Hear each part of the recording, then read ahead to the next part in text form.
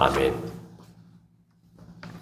사랑하는 성도 여러분, 오늘 하루도 주의 말씀과 은혜 가운데 살아가는 귀한 성도님들 되시길 주님의 이름으로 간절히 축원합니다.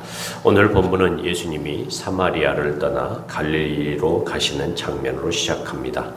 갈릴리는 예수님의 고향입니다. 그런데 예수님은 길에서 이렇게 말씀하십니다. 선지자가 고향에서는 높임을 받지 못한다. 그런데 이어지는 45절을 보면 갈릴리 사람들이 예수님을 영접합니다. 이 부분이 조금 이상해 보입니다. 환영을 못 받는다 했는데 영접을 받았기 때문입니다. 하지만 요한은 일부러 이 두 문장을 붙여 놓습니다. 겉으로는 영접인데 속에는 다른 마음이 있기 때문입니다. 갈릴리 사람들이 예수님을 영접한 이유가 분명히 나옵니다. 명절에 예루살렘에 갔다가 예수님이 하신 일을 보았기 때문입니다. 여기서 핵심이 갈립니다. 예수님이 말씀하신 고향에서 높임을 받지 못한다는 뜻은 이겁니다. 사람들이 예수님을 반기지 않는다는 말이 아닙니다. 예수님을 메시아로 높이지 않는다는 말입니다. 예수님을 하나님이 보내신 구주로 믿는 것이 아니라 내 문제를 해결해 줄 분으로만 기대하며 붙잡는 것입니다. 그래서 예수님은 본문에서 아주 날카롭게 말씀하십니다. 너희는 표적과 기사를 보지 못하면 도무지 믿지 아니하리라. 이 말씀은 갈릴리 사람들만 향한 말이 아닙니다. 우리 마음에도 있는 질문을 드러냅니다. 나는 예수님을 누구로 믿고 있는가? 나는 예수님을 사랑해서 따르고 있는가? 아니면 내가 원하는 것을 얻기 위해서 붙잡고 있는가? 이제 본문 속 한 사람이 등장합니다. 왕의 신하입니다. 아들이 죽게 되었습니다. 이 아버지는 예수님께 와서 미달립니다. 내려오셔서 내 아이를 고쳐 주시옵소서. 그때 예수님은 내려가지 않으십니다. 손을 얹지도 않으십니다. 대신 한 문장으로 말씀하십니다. 가라, 내 아들이 살아있다. 여기서 믿음의 갈림길이 나옵니다. 신하는 두 가지 중 하나를 선택해야 합니다. 눈에 보이는 방식이 아니면 못 믿겠다. 아니면 예수님의 말씀은 충분하다. 두 가지의 방식 중 하나를 선택해야 합니다. 성경은 말합니다. 그가 예수님의 하신 말씀을 믿고 갔다고 분명하게 표현하고 있습니다.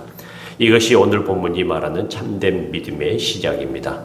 기적을 본 다음에 믿는 믿음이 아닙니다. 먼저 말씀을 믿고 길을 걷는 믿음입니다. 그리고 내려가는 길에서 소식을 들었습니다. 아이의 열이 떨어졌습니다. 살아났습니다. 신하는 그때 그 시간을 확인합니다. 예수님이 살아있다 말씀하신 바로 그 시각이었습니다. 여기서 중요한 장면이 마지막에 나옵니다. 그는 기적이 일어났구나로 끝나지 않았습니다. 기적을 간증거리로만 붙잡고 멈추지 않았습니다. 성경은 이렇게 말합니다. 그와 온 집안이 믿으니라. 무엇을 믿은 것입니까? 기적을 믿은 게 아닙니다. 예수님의 말씀을 신뢰할 만한 진리로 믿은 것입니다. 그리고 그 말씀하시는 분이 누구신지 알게 된 것입니다. 예수님은 단지 병 고치는 분이 아니라 생명을 주시는 메시아이십니다. 사랑하는 성도 여러분, 참된 영접은 박수와 환영이 아닙니다. 참된 영접은 주님, 이 일만 해결해 주세요에서 멈추지 않습니다. 참된 영접은 이렇게 고백하는 것입니다. 주님, 주의 말씀을 믿습니다. 주님이 나의 구주이시며 나의 주인이십니다. 오늘 우리의 믿음도 점검합시다. 기도 제목이 있는 것 괜찮습니다. 간절히 구하는 것 당연합니다. 그러나 거기서 멈추지 맙시다. 기적을 향해 달려가는 믿음이 아니라 말씀을 붙들고 걸어가는 믿음이 되게 하여 주시옵소서.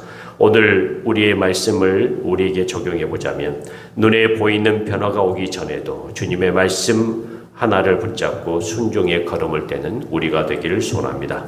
그 한 걸음이 믿음을 살리고 믿음이 가정을 살리며 우리를 살리는 길임을 우리가 믿고 오늘 하루 하나님의 뜻하심과 일하심과 역사하심 가운데 살아가는 귀한 성도님들이 되시길 주님의 이름으로 간절히 축원합니다. 기도하겠습니다.